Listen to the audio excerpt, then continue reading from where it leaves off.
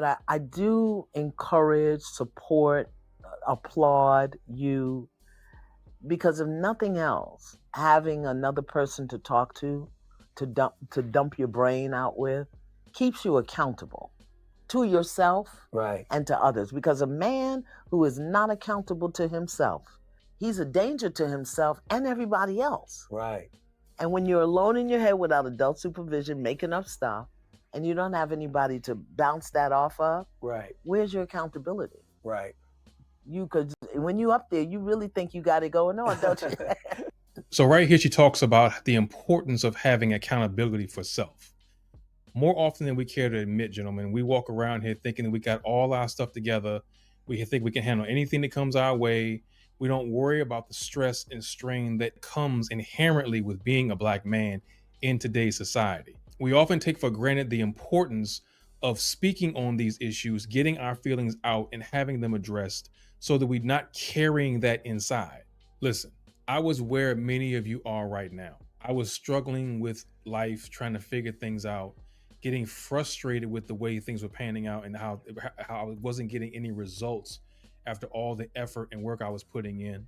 I was bottling up anger and frustration from all that, all the emotions and experiences that I had, the heartbreak that I dealt with through bad relationship after bad relationship, and walking around carrying that on my shoulder, thinking that I could somehow magically make it go away if I just kept ignoring it and suppressing it enough that it wasn't going to become an issue later on down the road. I wasn't trying to get any help. I didn't think it was manly to be asking for help or seeking any kind of medical professional therapy or any kind of intervention.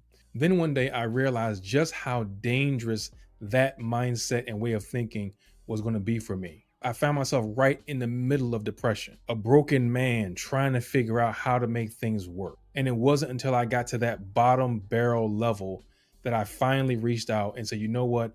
I got to do this for me. I got to stop letting my ego get in the way of my own mental health. And I reached out and found a therapist and began that process.